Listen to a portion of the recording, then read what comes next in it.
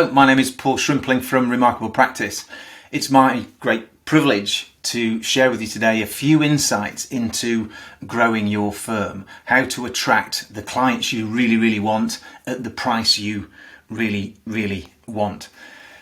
To begin with though, what we need to do is perhaps challenge your thinking, challenge your feelings in terms of the way you feel about your existing clients, because it's reasonable, and by the way, it's okay to feel maybe just a little bit frustrated by the way, if not all your clients, certainly some of your clients, if not a few of your clients, treat your team and react with your firm. And if it's not frustration you feel, it may be irritation that they're not responding quite as well, they're not caring as much as you care about them.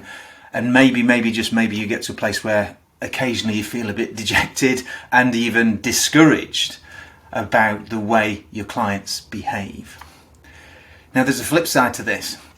I think this is a good thing on the grounds that these are the drivers that have perhaps brought you to this session. So you want to get better clients at better fees. You are what I would say is ambitious. We love working with ambitious accountants who want to change things. So what I'm trying to suggest here is it's okay to feel frustrated, dejected, discouraged maybe, but it's all right also to feel ambitious. Ambitious about finding clients who respond quickly, ambitious about finding clients who pay good fees and pay fees on time, and ambitious about clients that are respectful for everyone in your team, not just the higher ups, but everyone in your organisation, whether it be a bookkeeper or an accountancy firm. And also ambitious to find clients that care about their business and ultimately appreciate the advice that you share with them. So it's okay to be ambitious, and welcome. You wouldn't be here if you weren't ambitious. You wouldn't be listening to this session if you weren't. And it's okay to feel those frustrations and irritations. But ultimately those irritations and frustrations are, I guess, it's what you're now harvesting from work and things you've done before in the past. And what I'm suggesting is there's a quote from Robert Louis Stevenson that stands out for me, which I want to share with you. And he said it's, in terms of dealing with that frustration, don't judge today, don't judge each day by the harvest you reap, but by the seeds that you plant. Now, what point am I making here? Well, what I'm trying to do is bring home a home truth. What I'm suggesting here is the work that you've done, the things that you've done in the past, the decisions you've made in the past have meant you've ended up with the clients you've now got. Ultimately, you have chosen your clients that you've got, all of them. The good ones, the middle ones, and the other ones that we want to move on or improve. So you have the clients that you've earned. Another way of putting it, which sounds a bit harsh, is you have the clients you deserve because of the decisions and actions you've taken in the past. And the reason I like the quote and I like the metaphor, sow seeds, reap harvest, is that you want to be ambitious. It's not a case of looking at the clients you've got now, but the behaviours, the things you do now and tomorrow and next week and next month, next quarter and so on, that earn you the right to better clients and better fees in the future. And so this session is about sowing seeds. What I mean by sowing seeds is taking actions that deliver the harvest that you want. What I mean by that is the better clients, and we'll dive into that in a little bit more detail in a second or two. But I think I've got to answer this question, haven't I? Why take me seriously?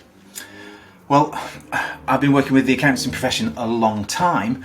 I've also been running different businesses over the last 30 years, and I've bought within the 4 companies I've led from 6 different accounting firms.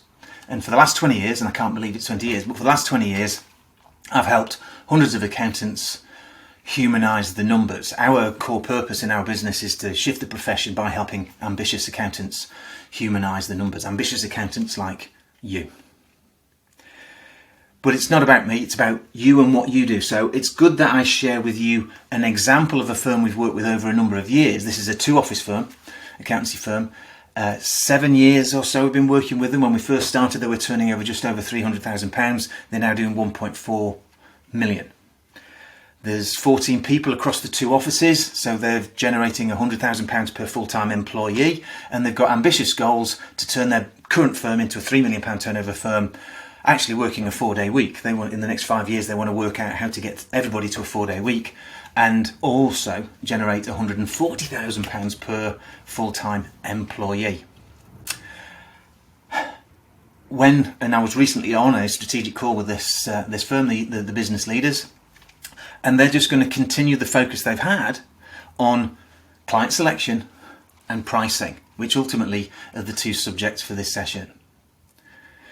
But you know what? There are no magic beans around this. There's no silver bullet or super pills you can take that turn you into an accountant that generates great clients. There's just sowing the right seeds, doing the hard work, day in, day out, week in, week out, month in, month out, and so on, that deliver you the harvest. What sort of harvest? Well, what I'm actually suggesting you can achieve by acting on the information, the knowledge in this session is 4 outcomes: better clients, who doesn't want those? Better prices, who doesn't want those? Less stress, we'll take some of that. And last but not least, as a natural consequence, you'll make more money, fees, profits, and also grow the capital value of your business, I would suggest as well, of your firm. All because you sow the right seeds. But there are 2 different types of seeds that we need to sow, that you need to sow, that I need to sow in my business too. One of them, according to Sun Tzu, the long-standing, long-dead but inspirational writer around strategy, suggests that we need some strategic seeds laying down, because strategy without tactics is the slowest route to victory. Now, I've contradicted myself there, forgive me. What Sun Tzu is actually saying here is you have to do some, you have to apply tactics. It's no longer, well, it never was good enough to have a big plan. You've got to do things day in, day out, week in, week out, the tactics of business. But Sun Tzu also suggests tactics without strategy is the noise before the defeat. It's the busyness that doesn't get you anywhere. So bottom line, what I hear there, I hope you do too, is that we need to touch on strategy and we need to touch on tactics so that you can harvest, whether it's in 12 months time, maybe 6 months time, you'll see some progress. 12 months, 18 months, 2 years later, you've re-engineered the way your clients look, feel, behave towards you and the fees they pay. So we're going to look at a few actions in and around strategy and a few actions in and around tactics, and together they'll deliver you the better clients at better fees that you're seeking because you're on this session. So, strategy is all about growing your firm by design. And the building metaphor is a good one. Because before you build your dream house, in this case your dream firm, but let's stick with the building metaphor, your dream house, you'll draw plans. You might even have someone build you a model so you can get a real sense as to what it might look like when it's built. But ultimately, you're designing the building. And strategy is about designing in your mind's eye and on paper what it is your firm looks like, feels like, sounds like. What do people say about it? What do you say about it? But rather than using the language grow your firm by design, I suggest grow your firm on purpose. Makes better sense. Why?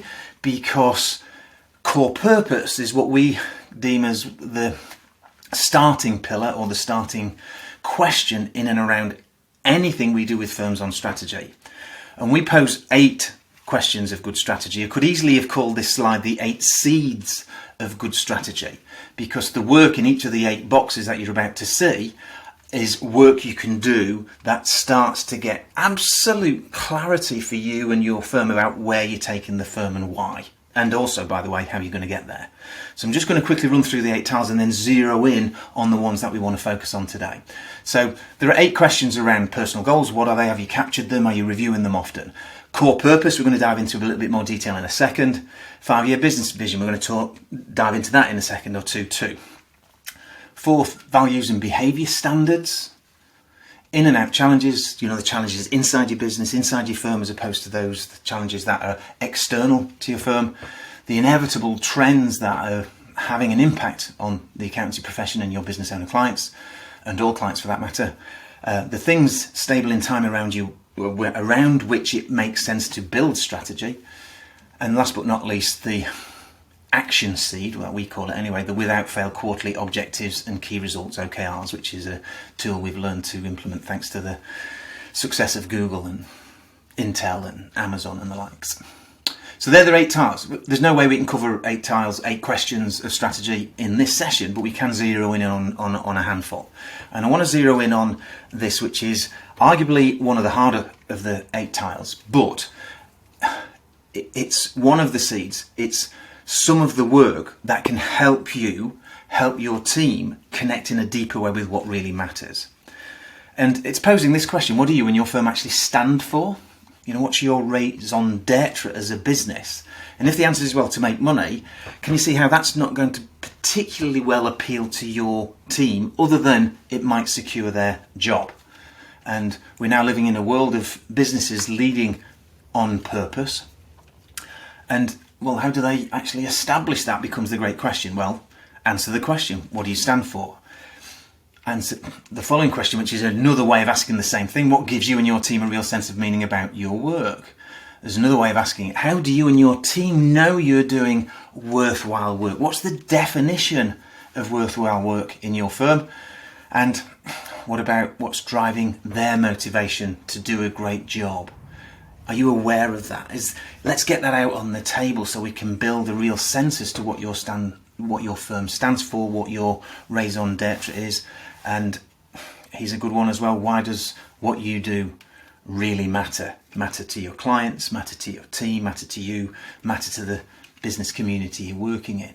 Now, this is hard work. You know, we've been doing this sort of work for many years with accounting firms, and to get accounting firms and bookkeeping firms to get away from the numbers focus and the here and now, get it all turned around in a year or less focus, this has got a long-term feel to it. This has got a deep and meaningful feel to it. This has got words and feelings connected to it, which is why it's hard work for accountants. But the firms who crack it, and we were in a strategic session earlier this week actually, down on the south coast with a team of 3 directors and 6 managers building out their core purpose. They had no sense as to what that was.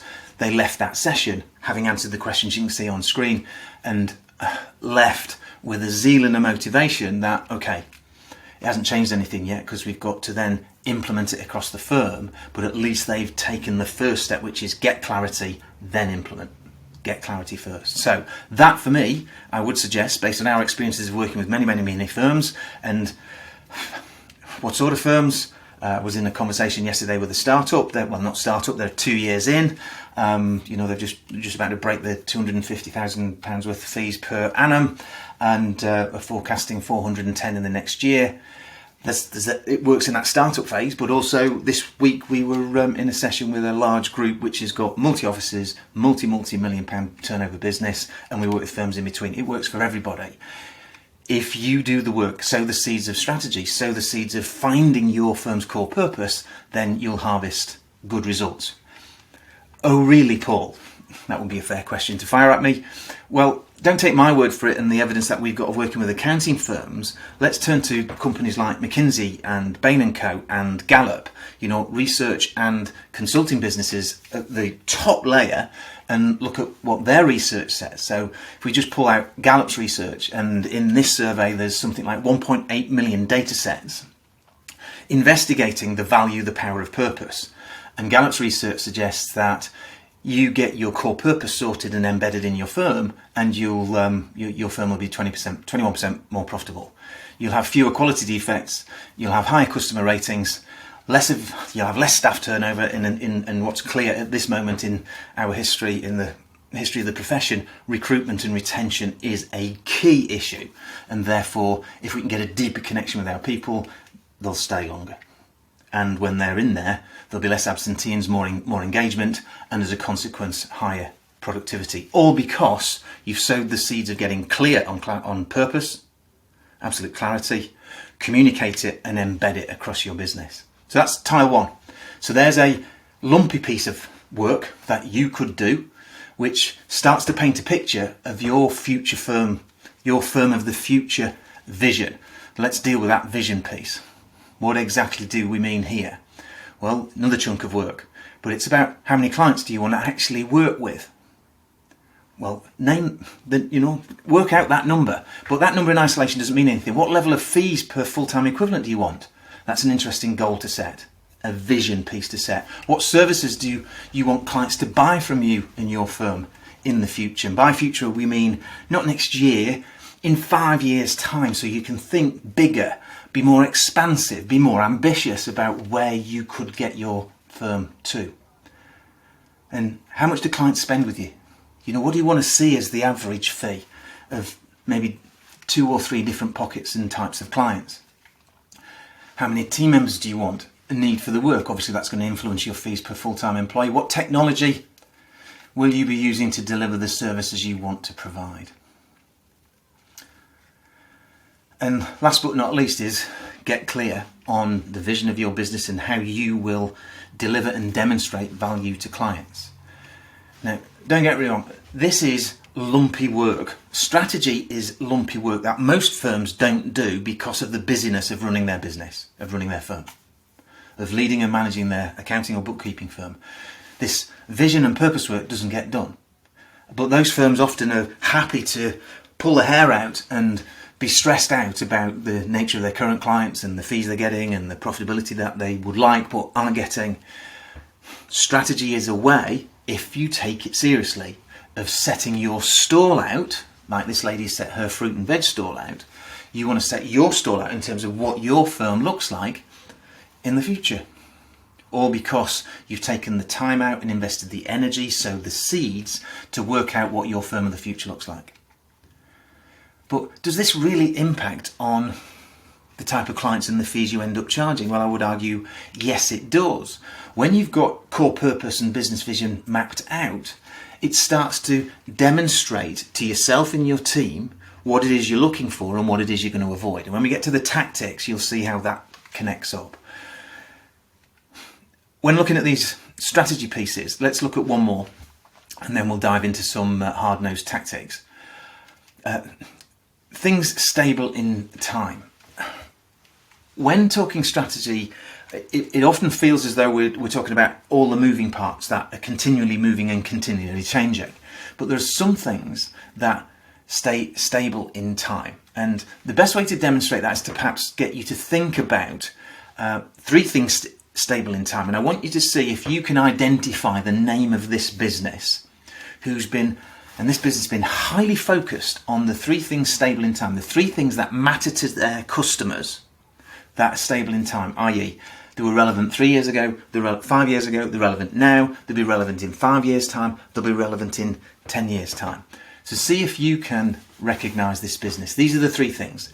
This business has simply the widest selection of goods that you can buy online. If you order it, it's delivered tomorrow. In some towns and cities, it's delivered same day. And the prices are competitive. If they're not the lowest, they're pretty close.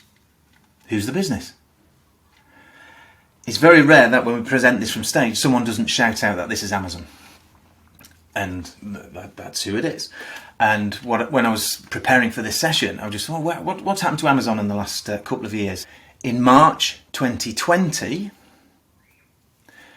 Amazon had a market capitalization of just over $1 trillion. And then in March 2021, they had a market capitalization of $1.5 trillion. They'd increased the market value of Amazon, or Amazon's market value had increased by $500 billion in 12 months. How come? Well, I would argue partly because the pandemic, yes, but partly because they're so focused on the 3 things stable in time. So my question to you is, what's yours? What are the 3 things stable in time in your clients? Not necessarily the clients you've got now, but the clients you see you and your team and your firm working with in 5 years' time. And use that to influence the decisions and actions you take in your firm. It would be incongruent, remiss, untrustworthy of me not to have done this for our business at Remarkable Practice. And this is what we've come up with. The ambitious firms that we work with, we know that they really appreciate us helping them identify the key issues in their firm, in getting off the fence in recommending actions and processes and tools and what have you that they use in order to fix those key issues. Secondly, they really appreciate us challenging the status quo. Ambitious firms don't want to stay the same, they want to move. So they really appreciate when someone comes along and not metaphorically pokes them in the neck or pokes them in the eye, go, look, what you're doing there isn't necessarily taking you to where you want to be.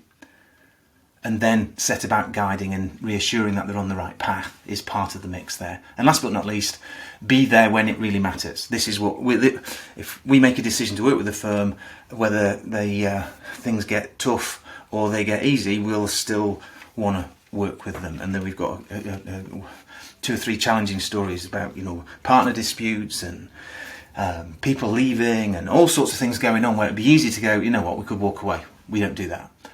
Those clients are not clients for life, but they have really appreciated what we do, and we feel really proud about that. They're our 3 things stable in time. My question to you is, what are yours? What are your 3 things stable in time? So you swipe mine out the way, and you swipe Amazon's out the way, and you and your team work out what they are. And can you see is, if you know strategically what the future vision of your business looks like, what your clients look like, and what really matters to them, the 3 things stable in time, and that connects with the core purpose, your raison d'etre, what you stand for, can you see how that would start to influence the decisions and actions today, tomorrow, next week, next month, next quarter, next year, that drive you towards the firm of the future you want, which includes the type of clients you want to work with and the fees that you want to charge? Because it's the decisions and actions that you take based on your future view of your business that matters a lot strategically. So 3 seeds: core purpose, 5-year business vision, 3 things stable in time for your customers. Get clear on those, do the work, block off time in your diary with the people you want involved in this process, and build that out so that you've got some clarity about the strategic journey you want your firm to go on. And then build out the others. All 8 are seeds.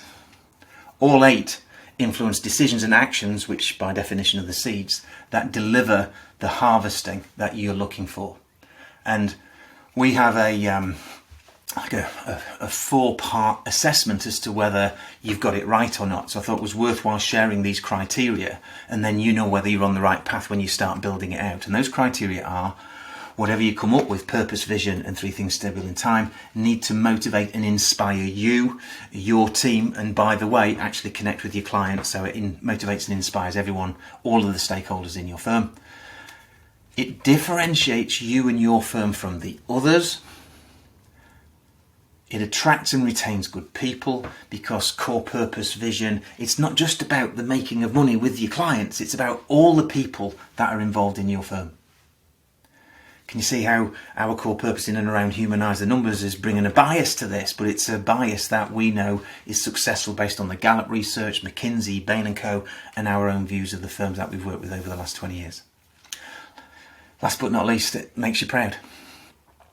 So you know that your purpose, your vision, and the things stable in time, if it motivates, inspires, differentiates, attracts and retains and makes you proud, you're in the right space, you're on the right path. How do you do that? Invest time. Go off-site. Invest time. Go off-site.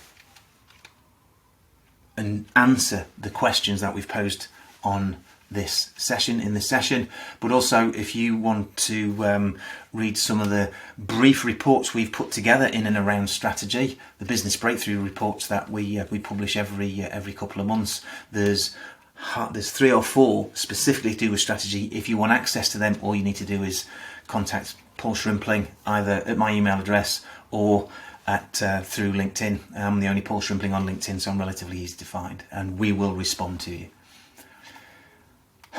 Now, I didn't see this until we started building the slide deck for this presentation, but I would suggest build purpose, vision, and 3 things stable in time that delivers motivation, inspiration, differentiation, and retention, and so on, makes you proud, and you'll become more courageous, which is needed for the next piece. You'll get braver in terms of the way and the type and the level of decision making that you take, so that you get the harvest you want, which is better clients and better fees.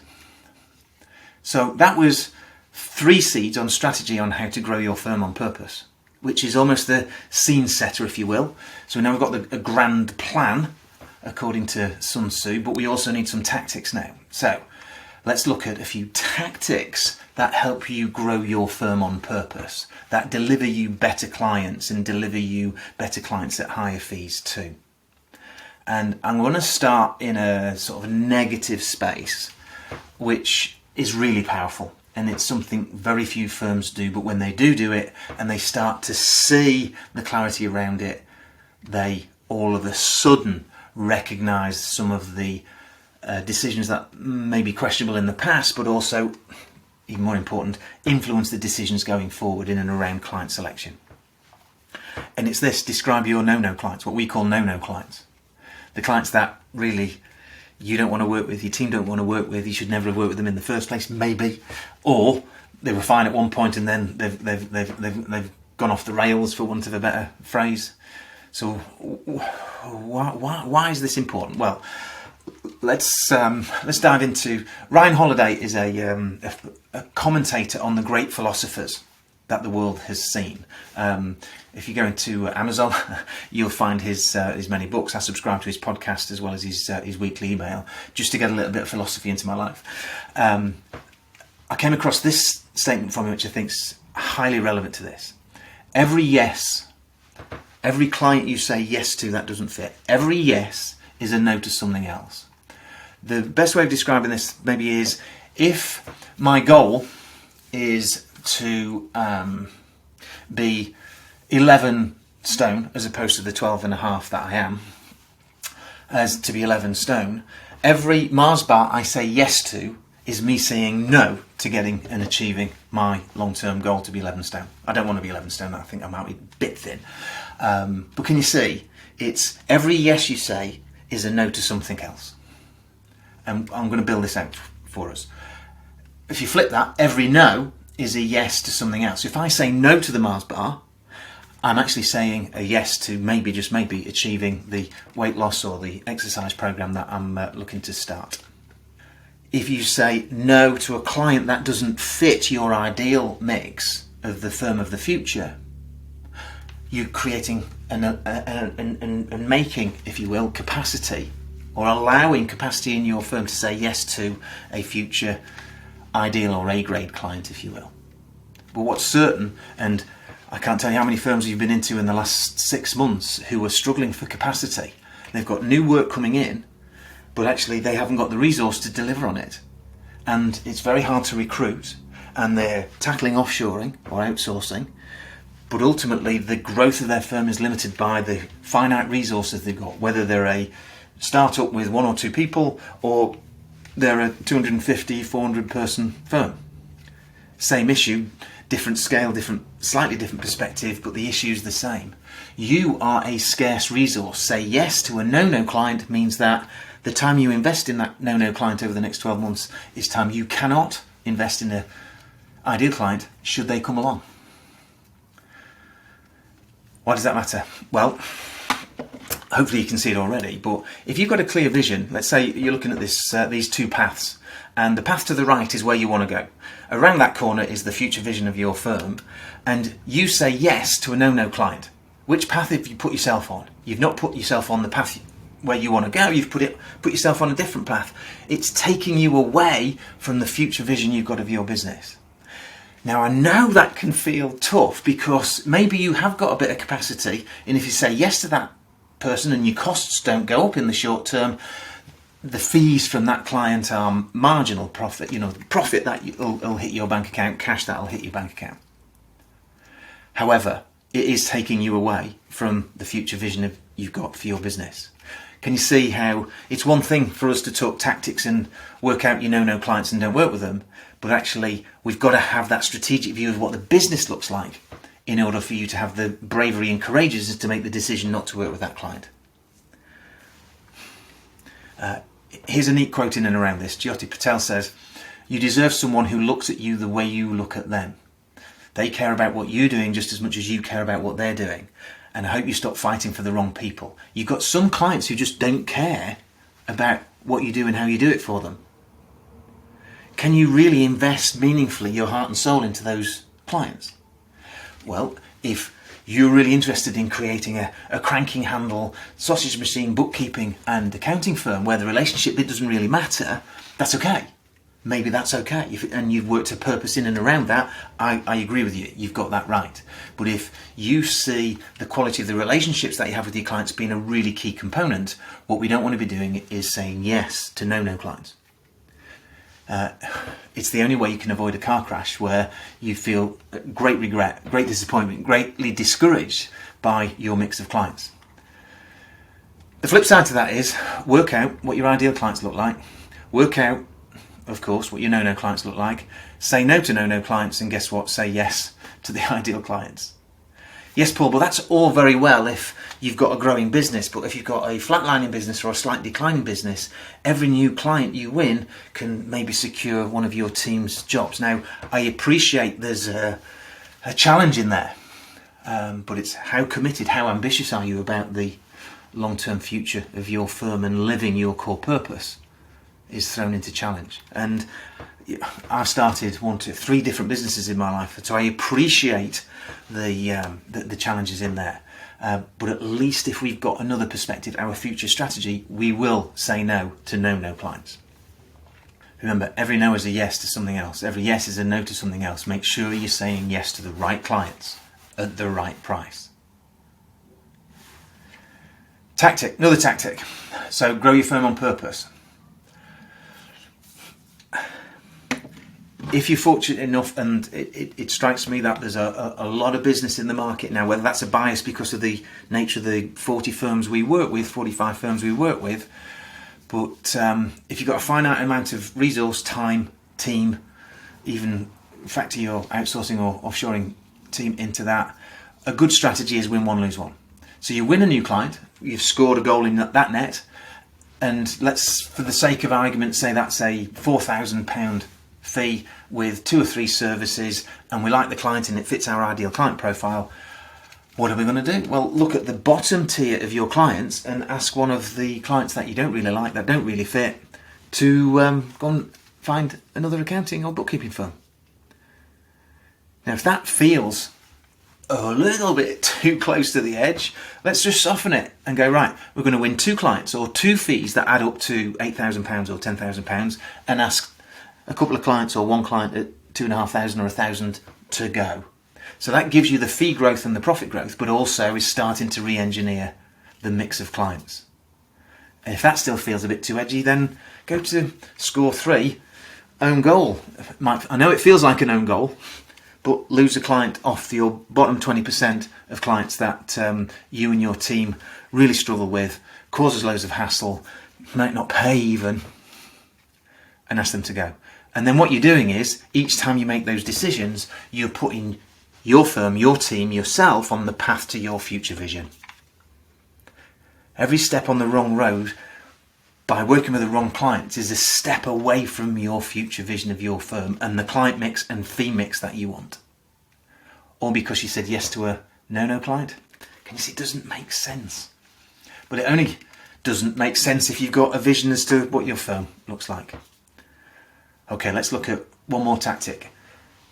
Grow your firm on purpose by building a robust pricing process. What do I mean? What I mean is, work out some criteria around which you'll decide what the fee should be for your ideal clients. By the way, the same process can also price jobs for no clients, which hopefully they feel uncomfortable with. But be wary of that, because I was in dialogue with a firm in Ireland recently and last week, and they built the criteria out. Price was 40% more than it was the previous year, and the client still stayed, and everyone in the team were gutted because no one liked this client. They were disrespectful, and so that firm still has a problem with that challenging client. So what do I mean by criteria? Well, we're going to look at audit and we're going to look at bookkeeping criteria. So audit pricing criteria could be, and we've done this exercise a few times recently with some audit firms and audit teams, and here's a few. Risk. If it's higher risk, should it put the price up? Yes, it should. Time frame. If they want it really fast, should it put the price up? Yes, it should. If the client's unresponsive or slow, should it put the price up? Yes, it should.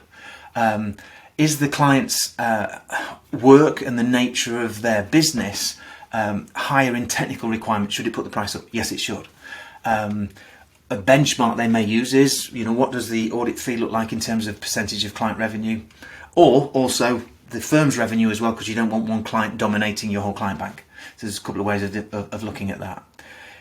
Here's some bookkeeping pricing criteria, maybe. Now, I'm not setting out everything that suits your firm, because your firm's different from the other firm and the next firm, so there's a job to be done here. But look, if they're an existing QBO user, does that drive the price up or down?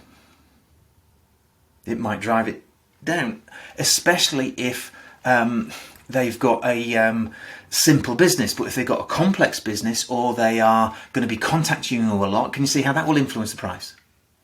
They may be savvy and using lots of other apps, maybe they're not.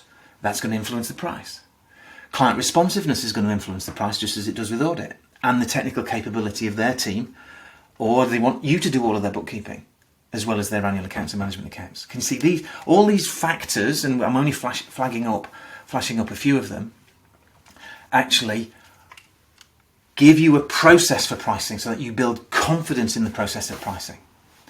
And bearing in mind, one of the trends coming to the profession like a train, and the government suggests it's going to be mandated in 2026, is making tax digital for corporation tax, which bottom line means a balance sheet, P&L account and tax calculation every 13 weeks for every one of your companies. Now, everyone goes, yeah, but they'll knock it back. Well, they might knock it back a year. Well, it still gives you 5 years. Yes, but that's going to radically transform everything. So can you see how a willingness for a business owner to take quarterly reporting is going to move you towards the path which is the future vision of your business, connected with quarterly reporting and making tax digital? So criteria. And when you've worked out the criteria, then you can put options together. What's the best blend of services you can provide? What's the next best? And what's the least you would want to provide that client to make sure you look after them well enough?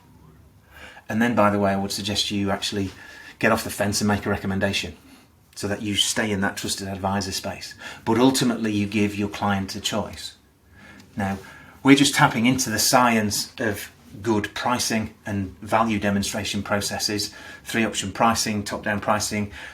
Invest time in researching and reading around pricing, and you'll see ways and means of building out your skill, your knowledge and your habits around good pricing.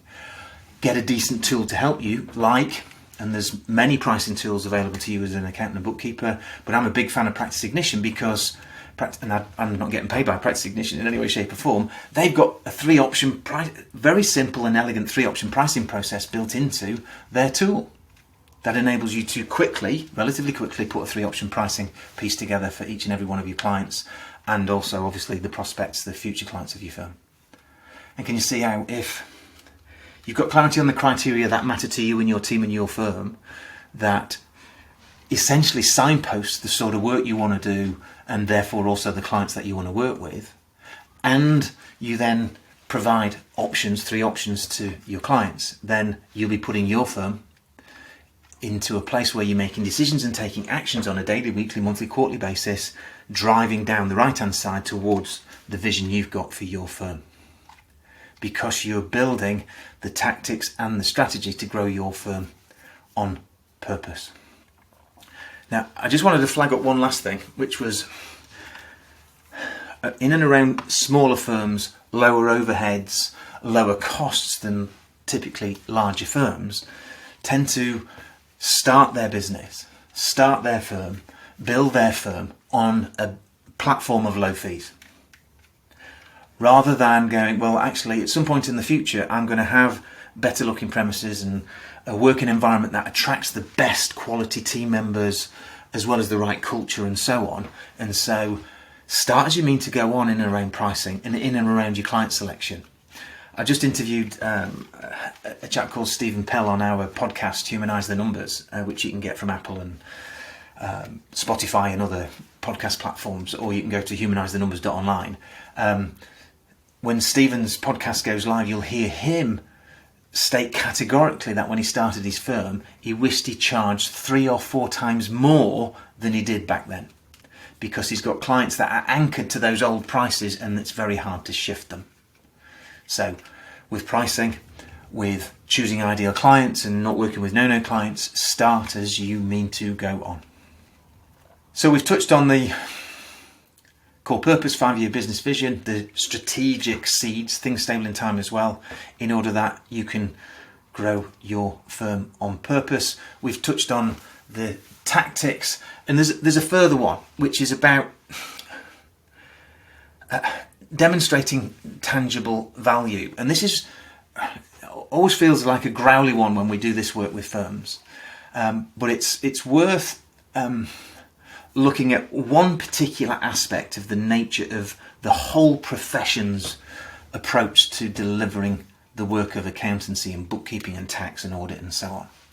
And it comes from the one I think is one of the great predictors of the future of what's going to happen in the world we live in and the business world we live in, and therefore the accountancy world we live in.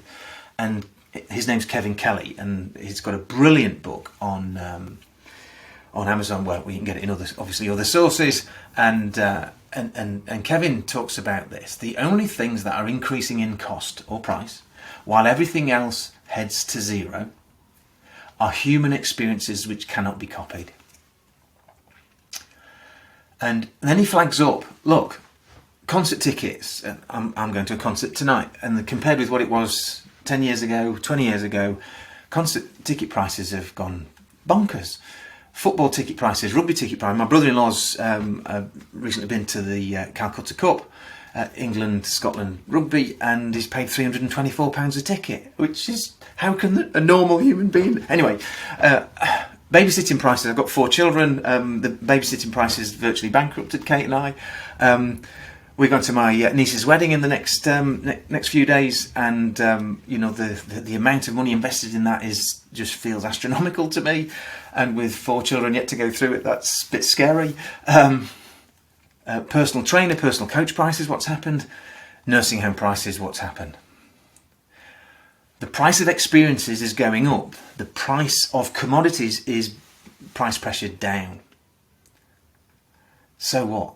Well, I would argue very strongly that the value that your clients see in your firm and what you do for them, yes, the hygiene is tax, bookkeeping, accounts, audit and so on, but the fact you care, the fact you're curious, and the fact you're committed to them separates you from most other firms. What do I mean exactly? Well, suggesting you care, you genuinely care. You're curious so that you genuinely understand in a deep way what's going on in their business and what matters to your business owner client. And last but not least, there's that, be committed to help, which, by the way, having worked with accountants for 20 years, that's what happens. You are committed to help. I know. I see it. I feel it every time I go into an accountancy firm, and the same with the rest of my team. And so what I'm doing here is flagging up another seed, is design your business, design your accounting and bookkeeping firm around the inevitable trends. Making tax digital for corporation tax, the fact that experiences, the relationship work matters as much, if not more, than the actual nuts and bolts of doing accountancy and tax services. Care genuinely, be curious to understand, committed to help, and you'll be absolutely on the right track. Okay, so we've covered a number of seeds to deliver you the harvest you want, which is better clients at better fees. And here is an essential summary of that. Strategic wise, we talked about get clear on your purpose and your vision, or your vision and your purpose. Running orders, up to you. Get clear on what really matters to your ideal clients. Those 3 things stable in time that shared of mine and of Jeff Bezos' Amazon. Say no. Say no to no clients. Win one, lose one.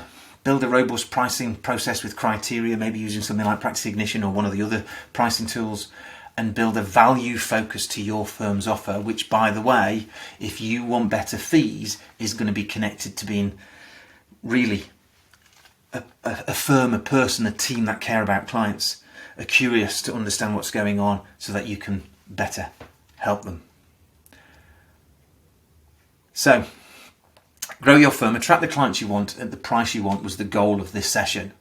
And what I've endeavoured to do, what hopefully you've taken from this, is that it's the seeds you sow today, tomorrow, this week, next month, the next quarter, which will ultimately determine the quality of the clients you harvest and the fees that you achieve. And as much as I know you'll want to dive straight into the tactics, work out purpose and vision at the very least for you and your firm, your team, and that will give you the bravery to make decisions, difficult decisions like saying no to that potential client because they really don't fit the criteria of either your ideal client or the pricing process that you're building for your firm. It just remains for me to say thank you for your attention. Hopefully I've triggered one or two seeds you can sow in your firm, for your firm. And as I said earlier, if you want any additional information in and around those business breakthrough reports, just email me at paul@remarkablepractice.com or find me on LinkedIn, Paul Shrimpling. I'm the only Paul Shrimpling on LinkedIn. And me and my team will be delighted to share with you more information in and around purpose and vision and values and those seeds of strategy, and also point you to a library where you can go and look for the tactics too. And of course, you can hear fellow accountancy firms, leaders, owners talking about what they do in their firm to grow and build a firm they can be proud of at humanisethnumbers.online, which is our weekly podcast. Thank you very much for your time today. I wish you, your team, your firm, and your clients, by the way, every success.